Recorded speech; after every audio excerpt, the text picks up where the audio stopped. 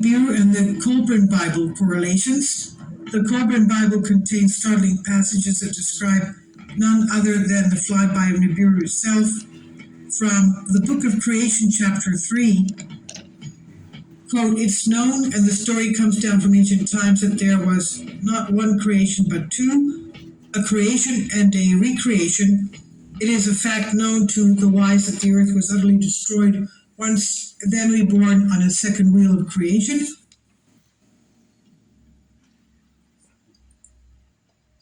At the time of the great destruction of earth, God caused a celestial dragon from outer heaven to come and encompass her about.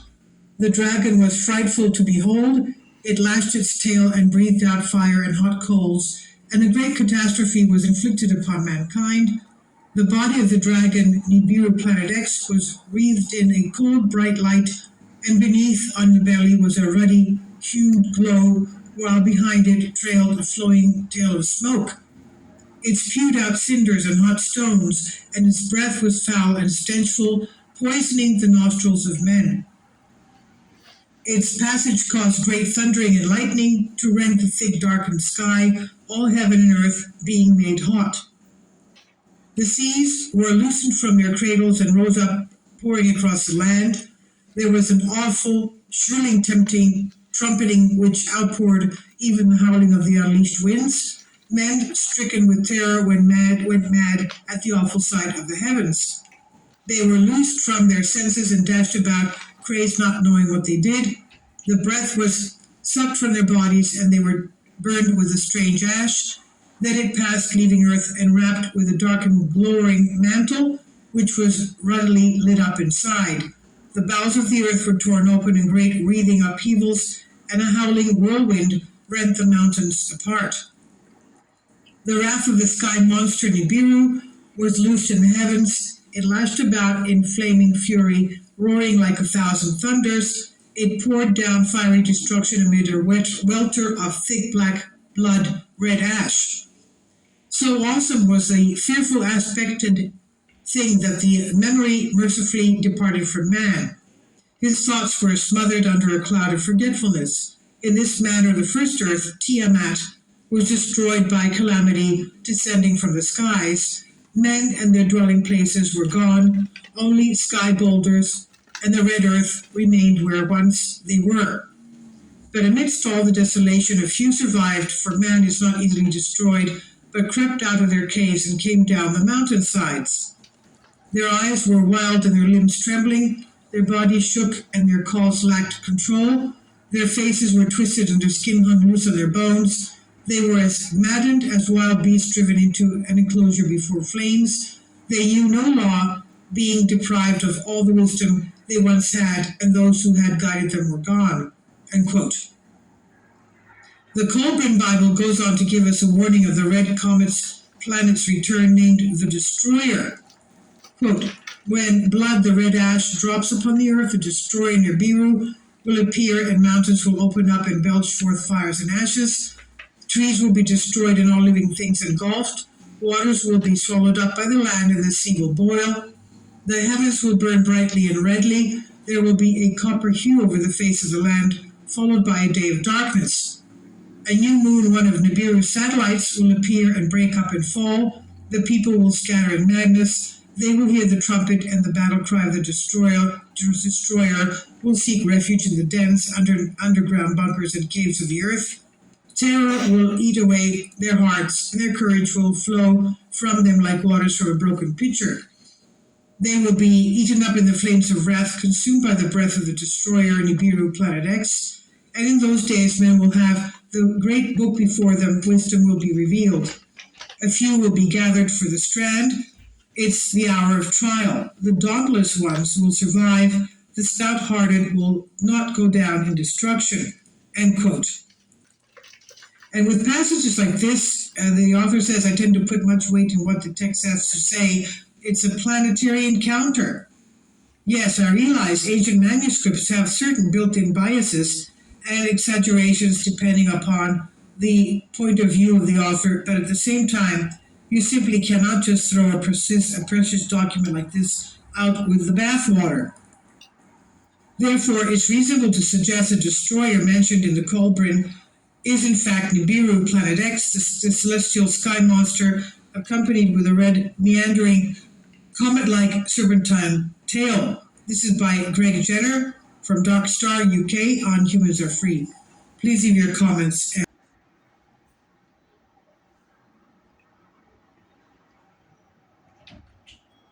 One of the things that I like to do on this channel is let you guys in on information that you may have missed or that is suppressed or hidden or just simply overlooked. And some of these things may or may not affect your life, but there are some things that affect all of us, and some of these things elude our detection. Now, there is something that exists in our bodies that we have been consuming on a regular basis without our knowledge. That is plastic. Recently, scientists took stool samples from several individuals from all over the world and discovered an alarming amount of nanoplastic particles in every single sample study. So there are 3 questions we need to answer here, actually 4. 1, where are these nanoplastic particles coming from? 2, how are they getting into our bodies? 3, how do we stop these nanoplastics from getting into our bodies? And finally, how do we get them out?